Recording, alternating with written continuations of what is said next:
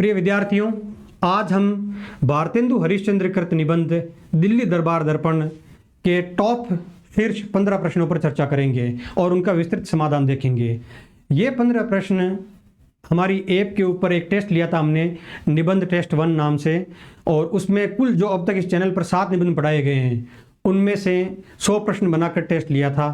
कुछ लड़कों ने अच्छा प्रदर्शन किया, कुछ का खराब रहा, लेकिन कुछ ना कुछ ऐसी चीज़ें होती है जो हम ओवरसाइट की वजह से इग्नोर कर देते हैं और वो परीक्षा में पूछ ली जाती है। और वही टेस्ट का औचित्य होता है कि जिन चीज़ों को आप ओवरसाइट करके आगे निकल जाते हैं उन चीज़ों को भी अगर टेस्ट देते हैं तो फिर से आपकी पकड़ में आने लगती है।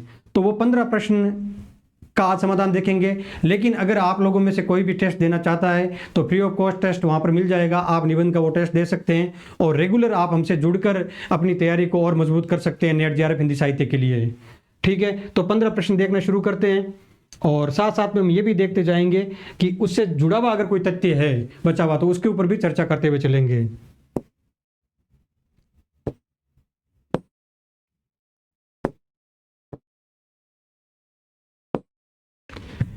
पहला प्रश्न है, किलात खान को दिल्ली दरबार में क्या क्या मिला था। दिल्ली दरबार के अंदर किलात खान नाम का एक व्यक्ति आया था और उसको तोहफे में क्या क्या चीज़ें मिली थी, वो एक प्रश्न पूछा जा रहा है। किलात खान दिल्ली दरबार दर्पण का एक महत्वपूर्ण पात्र है, ये भी आपको याद रखना है। ठीक है, कई बार ऐसा पूछ लेते हैं कि 4 या 5 निबंधों के नाम दे दिए कि कौन सा पात्र किस निबंध के अंदर आता है, किस में उल्लेख है किस पात्र का, तो वो भी पूछ लिया जाता है। तो किलात खान दिल्ली दरबार दर्पण, ये चीज़ पहली आपको याद रखनी है। दूसरा क्या है, विकल्प क्या है, एक रेशमी झंडा, 4000 की लागत का होदा लगा हुआ एक हाथी, जड़ाऊ गहने, घड़ी, कार आदि, ये 3 विकल्प है। और विकल्प क्या है आप देख रहे हैं नीचे। तो आप ये बताइए किलात खान को क्या क्या चीज़ मिली थी, कुल चीज़ें कितने रुपए की मिली थी, कोशिश कीजिए याद करने का अगर याद आ रही हो तो, और क्या क्या चीज़ें मिली थी। तो जड़ाऊ गहने, घड़ी और कार मिला था, बिल्कुल मिला था। 4000 की लागत का होदा लगा हुआ एक हाथी मिला था। एक रेशमी झंडा, क्या रेशमी झंडा मिला था किलात खान को? किलात खान को स्पष्ट पंक्ति लिखी हुई है, रेशमी झंडा नहीं मिला था क्योंकि वो ब्रिटिश सरकार के अंतर्गत नहीं आता है। वो ब्रिटिश सरकार से एक स्वतंत्र राज्य है, पड़ोसी राज्य का एक राजा है, वहाँ का प्रतिनिधि है, और झंडा उन्हीं राजाओं को मिला था जो ब्रिटिश सरकार के नियंत्रण में है। जो भारतीय राजा थे उन्हीं राजाओं को झंडा मिला था और एक सोने का तगमा मिला था। किलात खान को झंडा और तगमा नहीं मिला था। ठीक है, तो आप क्या है उत्तर, झंडा नहीं मिला था, तो उत्तर क्या हो जाएगा, केवल 2 और 3। ऐसे सूक्ष्म तथ्य होते हैं जो एनटीए पकड़ता है और बिल्कुल इसी प्रकार से तथ्य पकड़ के प्रश्न देता है। तो आप इनको ऐसे वाहियात प्रश्न ना समझे, मुझे वाहियात लग सकते हैं, घटिया लग सकते हैं, आपको भी लग सकते हैं, लेकिन एनटीए यही सब पूछ रहा है तो यही सबसे अच्छे प्रश्न है, हमको यही मानना है। तो इसी तरीके से आपको पढ़ना है कि रेशमी झंडा बाकी सब शासनाधिकारी को मिला था लेकिन किलात खान को नहीं मिला था। ठीक है, अगला प्रश्न देखिए, वायसराय ने निम्नलिखित में से किसे भाई कवि की संज्ञा दी थी। अगर आप निबंध पढ़ें तो उसके अंदर एक व्यक्ति है जो बार बार एक टूटी फूटी सी अंग्रेजी बोलता है और लोग उसका मजाक उड़ाते हैं। ठीक है, वो अपने बच्चों को भी कहता है कि भाई ये इनको भी मैंने अंग्रेजी की शिक्षा दी है, ये सारी बात कहते हैं। और वायसराय भी उनसे हंसी मजाक में बात करते हैं और फिर कहते हैं कि वो व्यक्ति कहता है, शासक, कि हमने आपके लिए एक अंग्रेजी में कविता लिखी है। तो वायसराय उनको कहता है कि आप तो मेरे भाई कवि हैं, लेकिन कारण उसका कुछ और बताता है, वो अगले प्रश्नों में देखेंगे। किलात खान के बारे में भी यहाँ पर जो पिछला प्रश्न पढ़ा था उसमें हमने थोड़ी सी जानकारी दी थी क्योंकि आगे भी प्रश्न है तो वहाँ पर भी उसको पूरा कर लेंगे। तो किसके लिए कहा था भाई कवि? किलात खां, मिसेज फर्त, नवाब लुहारू और महाराज अजयगढ़। किसके लिए कहा था, याद करने का प्रयास कीजिए। तो किसके लिए कहा था, नवाब लुहारू के लिए। ठीक है, अगला प्रश्न देखिए,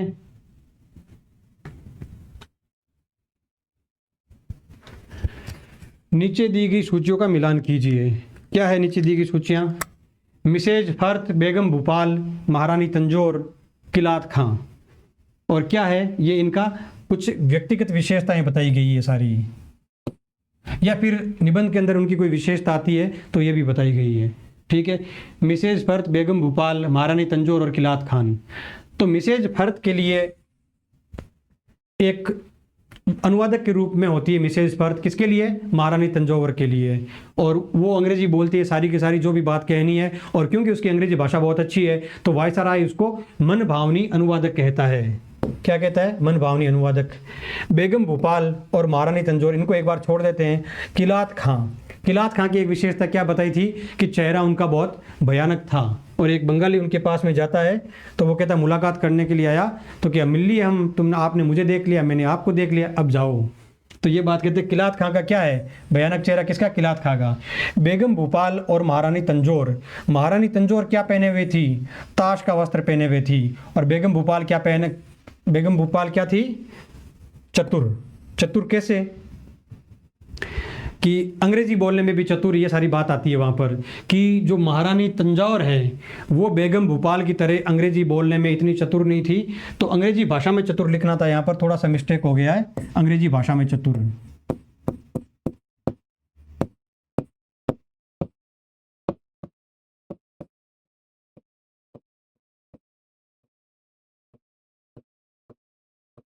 ठीक है, तो विकल्प देख लेना आप, क्या हो जाएगा, मिसेज फर्द क्या है, बी 2 नंबर। ए में 2 कौन कौन से में है, तो ये तो विकल्प हो गए खत्म, एलिमिनेट हो गए। ए में 2, और बेगम भोपाल के लिए क्या किया गया है, अंग्रेजी बोलने में चतुर, तो बी में 4, तो विकल्प हो जाएगा ए इसके अंदर। ठीक है, आगे बढ़े। ये प्रश्न महत्वपूर्ण है, और अगर 15 प्रश्न देख लिए तो लगभग आपका दिल्ली दरबार दर्पण निबंध पूरा रिवाइज हो गया, और इससे बाहर प्रश्न भी नहीं जाएगा। एक प्रश्न बाहर जा सकता है, वो है कि अगर काव्य पंक्तियां कोई भी बीच में आई है, ठीक है, उन काव्य पंक्तियों से प्रश्न बन सकता है, लेकिन क्योंकि एक निबंध के अंदर अगर 2-3 काव्य पंक्तियां दी गई और उसी का मैं प्रश्न करा रहा हूं, तो आपको अंदाजा लग ही जाएगा कौन से निबंध से ये पंक्तियां है। तो काव्य पंक्तियां सारी जितने भी निबंध है, 11 निबंध, उनमें से जो भी काव्य पंक्तियां, उनका हम एक अलग से सेक्शन रख लेंगे 15-20 प्रश्न का, ताकि वहां से क्लियर हो जाएगा आपको। ठीक है, वायसराय की सबसे अंत में किस शासक के साथ मुलाकात हुई, सबसे अंत में पूछा जा रहा है यहां पर। बेगम भोपाल, महारानी तंजावर, नवाब लोहारू और किलात खान। 29 दिसंबर को शायद है ना, 29 दिसंबर को उस निबंध के अंदर इस बात का उल्लेख है, 29 दिसंबर को सबसे अंत में वायसराय की मुलाकात किससे होती है। कितने प्रश्न आते हैं आपको, पूरा प्रश्न देखने के बाद में आपको कमेंट करके ईमानदारी से बताना भी है आपको कितने प्रश्न आते हैं। किससे मुलाकात हुई थी, महारानी तंजौर से, सबसे अंत में मुलाकात हुई थी। 4 प्रश्न हो गए। अगला प्रश्न देखिए, दिल्ली दरबार के आयोजन की व्यवस्था के संदर्भ में निम्नलिखित कथनों पर विचार कीजिए। कथन दिए गए 5, और बड़ा प्रश्न जानबूझ के दिया है क्योंकि एनटीए बड़े बड़े प्रश्न, बड़े बड़े स्टेटमेंट देता है, आप कंप्यूटर की स्क्रीन के ऊपर प्रश्न इधर से उधर घुमाते ही रह जाओगे। ठीक है, तो स्पीड भी बहुत ज़्यादा रखनी है, सारी चीज़ें ध्यान में रखनी है आपको। तो क्या है, एक बड़े भारी मैदान में नगर से 7 मील दूर यह आयोजन हुआ। पहला कथन, वायसराय के बैठने की व्यवस्था षटकोण के चबूतरे पर थी, षटकोण चबूतरे पर थी, जिसकी गुंबदनुमा छत पर लाल कपड़ा चढ़ा था। 2 पेज अर्थात दामन वरदान के लिए महाराज जम्मू का राजकुमार और कर्नल वर्ग का पुत्र थे। अर्धचंद्राकार चबूतरे पर शासनाधिकारी राजा लोग और अधिकारियों के बैठने की व्यवस्था थी, जिसकी छत नीले रंग की साटन से सुशोभित थी। अर्धचंद्राकार चतुर्भुज पर कुल 61 शासनाधिकारी राजाओं को जगह मिली थी। चबूतरे पर लिखना चाहिए था यहाँ पर, चलो जो भी है। तो कुल कितने शासनाधिकारियों को थी, 61 को। ठीक है, 5 कथन पढ़ लिए। विकल्प आप देख रहे हैं नीचे, कितने प्रश्न इसमें विकल्प गलत है, कितने सही है, सोचिए थोड़ा सा, 2 सेकंड 5 सेकंड सोचिए कितना था। वायसराय के बैठने की व्यवस्था षटकोण पर थी, सही है। 2 पेज महाराज जम्मू और कर्नल वर्ग का पुत्र, सही है। दामन वरदान समझ गए ना, वो गाउन लटकता है ना नीचे, अंग्रेजी जो लेडीज होती है उनके, तो उसको उठाने वाले भी आदमी चाहिए, उस टाइम भारतीय लोग उठाते थे। ठीक, अर्धचंद्राकार चबूतरे पर शासनाधिकारी राजा लोग थे, ये भी ठीक है। अगला कथन क्या है, अर्धचंद्राकार चबूतरे पर कुल 61 शासनाधिकारी राजाओं को जगह मिली थी, 61 को नहीं मिली थी। कुल शासनाधिकारी कितने थे, 63।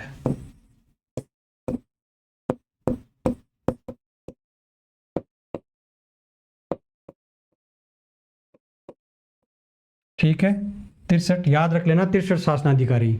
तो ये कथन गलत हो गया 5/1। तो एक बड़े भारी मैदान में नगर से 7 मील दूर ये आयोजन हुआ। नगर से कितने, 7 मील, गलत कर दिया यहाँ पर, क्या है 5 मील। अब आप सोच रहे होंगे कि ऐसा कोई प्रश्न बनाता है क्या कि 7 मील का 5 मील कर दिया, एनटीए बनाता है, और इसी वजह से मैंने बनाया है। अगली बार प्रश्न जब भी पेपर दो तो एक एक स्टेटमेंट को पढ़ना, वहाँ हो सकता है कहीं पर भी गलती हो, और इसी वजह से ये प्रश्न बनाए हैं ताकि आप एक एक शब्द को पहचानते हुए, पढ़ते हुए, मनन करते हुए आगे बढ़ें और उस प्रश्न को सही करें। इतनी ज़्यादा आपका ध्यान उस प्रश्न की एक एक पंक्ति पर होना चाहिए। और 3 टेस्ट देंगे, अगर आप ऐसी छोटी छोटी मिस्टेक को पकड़ने लग जाएंगे ना, चौथी बार तो आपके होगा कि आप देखते पता चल जाएगा कि इस पंक्ति में गलती है। ठीक है, तो 2 कथन क्या हो गए, गलत हो गए, तो सही उत्तर क्या हो गया, 2, 3 और 4। ठीक है, दिल्ली दरबार दर्पण निबंध के संदर्भ में निम्नलिखित कथनों पर विचार कीजिए। 15,000 से अधिक संख्या बल में हथियारबंद फौज थी, उसमें कितने लोग इकट्ठे हुए थे उसके बारे में बात की जा रही है। 2 लाख के लगभग तमाशा देखने वालों की भीड़। देखो एक चीज़ आपको और भी पता चलेगी, कई बार आपको लगेगा कि प्रश्न अधूरा है, कुछ भी कह दिया, जैसे सीधा निबंध का नाम दे दिया कि इस निबंध के अनुसार क्या सही है, निबंध का नाम नहीं दिया, सीधा निबंध शब्द लिख के दे दिया, तो एनटीए करता है ऐसा। अगर पिछली बार की अभी जो परीक्षा हुई थी उसके अंदर आपको याद है तो प्रश्न आया था बंग महिला कहानी में,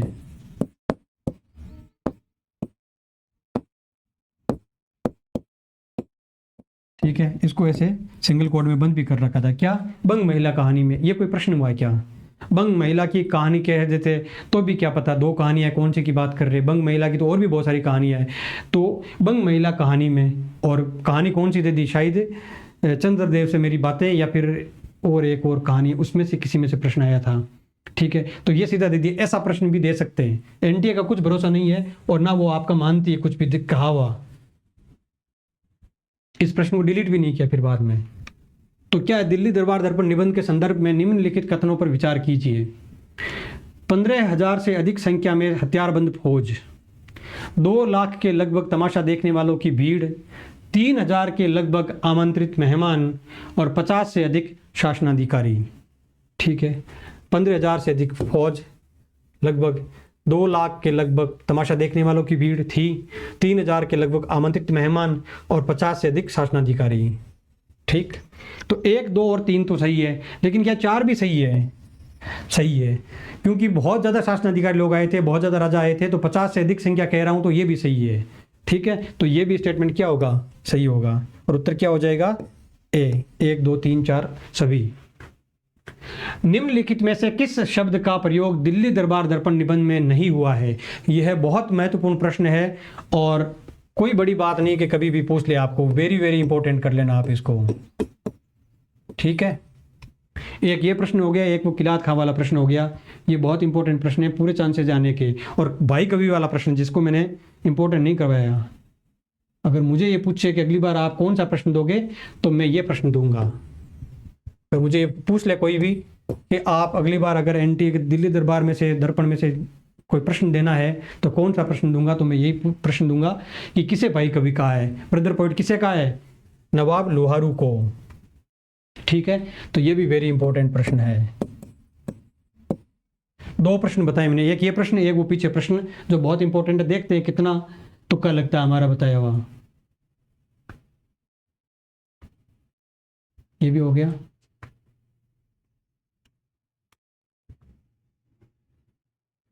तो निम्नलिखित में से किस शब्द का प्रयोग दिल्ली दरबार दर्पण निबंध में नहीं हुआ है? एडिकांग, हाईलैंडर, वायसराय और जनरल। किस शब्द का प्रयोग नहीं हुआ है, सोच के देखिए। एडिकांग, हाईलैंडर, वायसराय और जनरल, 4 व्यक्ति है इसमें से, 4 में से किसका प्रयोग नहीं हुआ बताओ आप। ठीक है, तो एडिकांग तो क्या कर रहा था, झुक झुक के बता रहा था कैसे व्यवहार करना वायसराय के साथ में। हाईलैंडर भी एक पद था उसके अंदर और वायसराय तो था ही, तो कौन सा नहीं था, जनरल नहीं था, जनरल नहीं था। ठीक है, जनरल नहीं था। ओके, दिल्ली दरबार दर्पण निबंध किस अंग्रेजी अखबार का उल्लेख, निबंध में किस अंग्रेजी अखबार का उल्लेख हुआ है?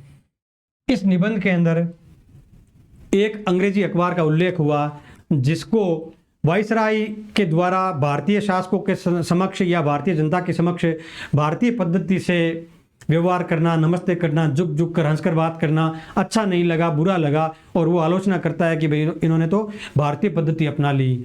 ठीक है, इस निबंध के अंदर उस अखबार का उल्लेख हुआ है, उस अखबार का नाम क्या है? 4 नाम दिए गए, इंडियन एक्सप्रेस, फ्रंटियर, पायोनियर और एम्प्रेटिक्स। क्या नाम है, जल्दी से सोच के बताइए, कौन सा है? कौन सा? पायोनियर को क्या हुआ? वायसराय का झुककर बात करना, भारतीय पद्धति से नमस्कार करना या इस प्रकार से व्यवहार करना, आदर सत्कार अच्छा नहीं लगा। अच्छा, इधर कहाँ से हो? यहाँ से भी हो जाता है ये? वाह, ये तो इधर ऐसे ही करते हैं। दिल्ली दरबार दर्पण के आयोजन का उद्देश्य था, ये थोड़ा कॉन्सेप्चुअल प्रश्न है, जो पूरी निबंध की केंद्रीय संवेदना है उसमें से इस प्रश्न को बनाया गया है। ब्रिटिश महारानी के द्वारा भारत की राज राजेश्वरी की पदवी लेने के उपलक्ष्य में, ब्रिटिश शासन द्वारा स्थानीय राजाओं की राजभक्ति के प्रदर्शन के उद्देश्य से, ब्रिटिश शासन का सत्ता प्रदर्शन और उपयुक्त सभी। अब देखिए, इस प्रश्न को मैंने इस वजह से जानबूझ के बताया है कि ये जो तीनों ही चीज़ हैं, ये तीनों ही इस निबंध के अंदर है। बिल्कुल ये सही है, भारत की राज राजेश्वरी की पदवी लेने के उपलक्ष्य में इस दरबार का आयोजन किया गया। ब्रिटिश शासन द्वारा स्थानीय राजाओं की राजभक्ति के प्रदर्शन के उद्देश्य से वो ये दिखाना चाहती थी कि वे कितने राजा लोग हमारे साथ में हैं, और अपनी सत्ता की ऑथोरिटी की मान्यता स्थापित करना भी चाहती थी। और ब्रिटिश शासन का सत्ता प्रदर्शन तो हो ही गया, तो विकल्प क्या होता है? उपयुक्त डी। लेकिन अगर ऐसा प्रश्न आए तो विकल्प ए भी सही माना जा सकता है, विकल्प ए भी सही माना जा सकता है। आप ये याद रखना कि अगर ये 4 ऑप्शन आए तो मुझे तो चारों ही सही लग रहे हैं, क्योंकि मैंने खुद बनाया प्रश्न, तो मैं तो यही मानूंगा। लेकिन कभी कभी एग्जामिनर क्या करता है, केवल एक दे देता है उत्तर, सबसे उत्तर बड़ा। या अगर मान लो कोई एक विकल्प यहाँ पर गलत होता या फिर उपयुक्त सभी की जगह में कुछ और लिखता तो ये उत्तर सही होता ए। लेकिन ऐसी स्थिति में क्या होगा? डी, चारों ही विकल्प सही है। दिल्ली दरबार दर्पण निबंध के संदर्भ में निम्नलिखित कथनों पर विचार कीजिए। कीर्ति के द्वार सबके लिए खुले हुए हैं। अपने नौकरों के पदों को जल्दी जल्दी बढ़ाने का कार्य कोई गवर्नमेंट नहीं कर सकती। अंग्रेजी सरकार की नौकरी में कर्तव्य का ध्यान और स्वामी की सेवा में स्वयं का अर्पण निज प्रतिष्ठा और लाभ की अपेक्षा से अधिक बढ़कर समझी जाती है। अंग्रेजी राज देसी राजाओं के स्वामी भक्ति पर टिका हुआ है। 4 कथन है और आप विचार कीजिए कौन सा सही होगा। ठीक, तो कथन कौन सा है? अपने नौकरों के पदों को जल्दी जल्दी बढ़ाने का कार्य कोई गवर्नमेंट नहीं कर सकती, ये पंक्ति आई हुई है तो सही हो गई। अंग्रेजी सरकार की नौकरी में कर्तव्य का ध्यान और स्वामी की सेवा में स्वयं का अर्पण निज प्रतिष्ठा और लाभ की अपेक्षा से अधिक बढ़कर समझी जाती है, ये भी कथन सही है अगर निबंध पढ़ेंगे आप तो। फिर क्या है? अंग्रेजी राज देसी राजाओं के स्वामी भक्ति पर टिका था। बिल्कुल, अगर निबंध को पढ़ते हैं तो लगता है कि सही है, लेकिन निबंध के अंदर पंक्ति ये भी आ रखी है कि जो वहाँ के सैनिक है, जो वहाँ के शासनाधिकारी है अंग्रेजी, उनकी वजह से टिका हुआ था। तो ये प्रश्न गलत हो भी सकता है, सही भी हो सकता है। ये ऐसे स्टेटमेंट मैंने जानबूझ के दिए हैं ताकि आप वहाँ से अपना थोड़ा अंदाजा लगाने का प्रयास करो। लेकिन क्या है? कीर्ति के द्वार सबके लिए खुले हैं, यह कथन सही नहीं है, क्योंकि क्या लिखा है? कीर्ति के द्वार सबके लिए नहीं खुले हैं, भलाई के द्वार या भलाई का विकल्प सबको उपस्थित है। कोई व्यक्ति भलाई करना चाहे तो कर सकता है, ये निज रूप से उपस्थित है, लेकिन कीर्ति के द्वार सबके लिए उपलब्ध नहीं है। तो ये कथन गलत हो गया। तो 1 नंबर कथन गलत हो गया, तो ये विकल्प नहीं रहा, ये विकल्प नहीं रहा। तो विकल्प 2 हो सकते हैं, केवल 3 और 4, केवल 2, 3 और 4। तो मैं तो इसको यही मानता हूँ 2, 3 और 4, क्योंकि वो उस निबंध के अंदर एक पंक्ति आई भी है ये। तो 2, 3 और 4 इसका उत्तर हो जाएगा। ठीक है, अगला प्रश्न देखते हैं। श्रीमती राजेश्वरी होना चाहिए, राजेश्वरी नहीं होगा। श्रीमती राजेश्वरी द्वारा अपने राज्य के उत्तम भाग को, प्रजा को सरकार की सेवा या निज की योग्यता के लिए गुणग्राह्यता दिखाने का विशेष अवसर मिले। इस संदर्भ में कौन से नवीन पद का सृजन किया गया है? यह प्रश्न भी वेरी वेरी इंपॉर्टेंट वीवीआईपी प्रश्न है ये। ठीक है, याद रख लेना, जो वीवीआईपी प्रश्न बता रहा हूँ याद रख लेना, खूब छप सकते हैं वो प्रश्न। तो कौन सा पद नवीन सृजन किया था? Star of India, order of India, aide de camp of India, order of the Indian Empire, कौन सा पद नवीन सृजन किया था 4 पदों में से? ठीक है, तो कौन सा किया था? Order of the Indian empire, ये 4था पद, एक नवीन पद सृजित किया था उस दरबार में। अंग्रेजी राज के हिंदुस्तान में लगातार बढ़ने तथा उनकी नित्य बढ़ने वाली शक्ति का गुप्त कारण दिल्ली दरबार दर्पण निबंध के अनुसार क्या है? नित्य बढ़ने वाली शक्ति का गुप्त कारण क्या है? इस निबंध के अंदर सीधी सीधी पंक्ति दी हुई है, किस कारण से उनकी शक्ति नित्य रूप से गुप्त कारण से बढ़ती है, क्या है जो भी। तो विकल्प क्या है? देसी राजाओं की राजभक्ति, वॉलंटियर सिपाहियों की राजभक्ति, महारानी की प्रजावत्सलता, राज का मुख्य अधिकार, राजनीति में पारंगत अंग्रेजी अफसरों द्वारा संचालन। निबंध के अंदर वाइसराय जब बोलते हैं, भाषण देते हैं, तो वे कहते हैं कि सबका बहुत बहुत धन्यवाद, लेकिन इस जो शासन है, अंग्रेजी शासन की जो नींव मजबूत हो रही है, उसका कारण क्या है? ऐसे अंग्रेजी प्रशासक, उस समय के सिविल सर्वेंट होते थे वो, जो क्या करते हैं, राजनीति में पारंगत, क्या है, अंग्रेजी अफसरों द्वारा संचालन, राज का मुख्य अधिकार किनके हाथ में था? उन अफसरों के हाथ में। इसी वजह से क्या हो रहा है, ये जो ब्रिटिश शासन है वो लगातार प्रगति कर रहा है। दिल्ली दरबार दर्पण निबंध के अनुसार देश संबंधी मुख्य धर्म माने गए हैं। 4-5 धर्मों की बात की जाती है इस निबंध के अंदर, उस पैरा के अंदर, कि ये देश संबंधी प्रमुख धर्म है। तो कौन कौन से धर्म माने गए हैं? अपक्षपात, सत्य, साहस और राजभक्ति। राजभक्ति तो होना ही चाहिए, ठीक है, साहस भी चाहिए, ठीक है, अपक्षपात और सत्य। ऐसा लगता है कि अंग्रेजी शासन में नहीं होगा, लेकिन भारतेंदु अगर अंग्रेजी शासन की उस समय तारीफ कर रहे थे, तो कुछ ना कुछ जो पूर्व के शासक थे, भारतीय शासक थे, उसकी तुलना में अंग्रेजी शासन ने हमें कुछ अलग चीज़ दी थी उस समय के लोगों को। तो वहाँ पर अपक्षपात और सत्य, ये भी चीज़ मिलती है निबंध के अनुसार। हो या नहीं हो, वास्तव में थी या नहीं थी, ये हमें नहीं पता, निबंध के अनुसार ये चीज़ थी। निबंध में ये चारों चीज़ों को बताया गया है। अब प्रश्न आए तो अपक्षपात को निष्पक्षता भी लिख सकता है कोई वहाँ पर, तो वो भी आपको समझना है कि निष्पक्षता और अपक्षपात दोनों क्या है, एक ही चीज़ है। अगला प्रश्न देखिए, दिल्ली दरबार दर्पण निबंध के अनुसार निम्नलिखित कथनों पर विचार कीजिए। नवाब लोहारू की अंग्रेजी से वायसराय बहुत प्रसन्न थे। नवाब लोहारू को वायसराय ने भाई कवि की संज्ञा दी थी, ये तो हमने देख लिया था, सही स्टेटमेंट है ये तो। मिसेज फर्थ की अंग्रेजी भाषा पर वायसराय प्रसन्न थे। बेगम भोपाल की अंग्रेजी भी अच्छी थी। 4 विकल्प हो गए। तो मिसेज फर्थ को तो क्या कह दिया था? मनभावनी अनुवादक।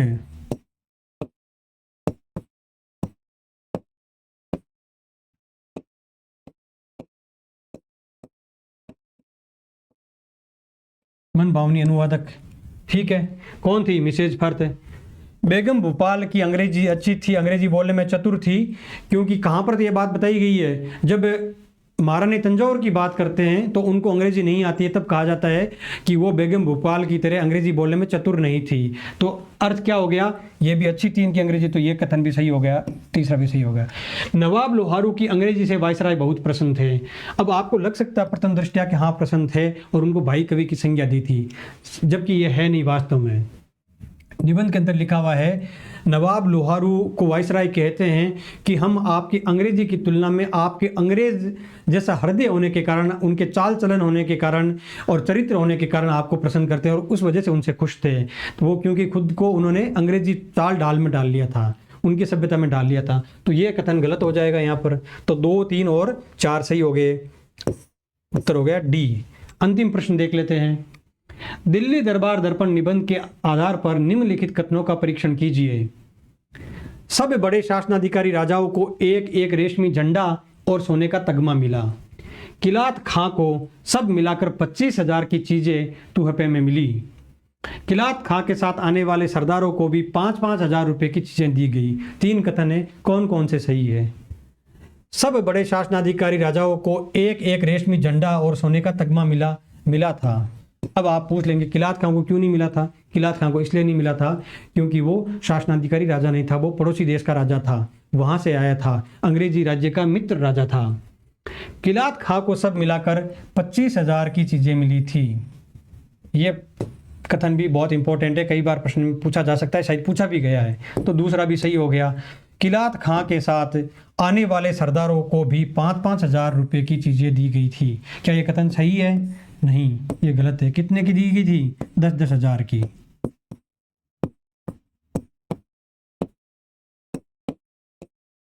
ठीक है, तो ये तीसरा विकल्प क्या हो जाएगा? गलत है। तो केवल 1 और 2, ये हो गए 15 प्रश्न पूरे दिल्ली दरबार दर्पण निबंध के। और अगर ये 15 प्रश्न आप देख लेते हो, लगभग आपका पूरा निबंध रिवाइज हो जाता है। और फिर भी आपको कोई यहाँ पर कोई शंका आशंका लगती है तो आप कमेंट करके बता सकते हैं। ऐसे ही करके 15-20 प्रश्न, जितने भी 100 प्रश्न दिए हैं उनके हम वीडियो डालते रहेंगे। आज समय कम था तो मैंने 15 प्रश्न ही करा दिया, ठीक है। अगली बार फिर 20-25 प्रश्न उत्तर फाल्गुनी के होंगे, वो करेंगे, या जो भी 7 निबंध के जितने भी प्रश्न दिए हैं वो सारे हम कर लेंगे, ठीक है। आप ये टेस्ट ज्वाइन कर सकते हैं, वहाँ जाके टेस्ट दे सकते हैं, फ्री ऑफ कॉस्ट टेस्ट उपलब्ध है। और उम्मीद ये है कि जब तक जून के अंदर नेट का पेपर होगा तब तक पूरा कोर्स हिंदी साहित्य का आपको यूट्यूब पर करवा दिया जाएगा। प्लूटो हिंदी में बने रहने के लिए आपका धन्यवाद। शुभ रात्रि।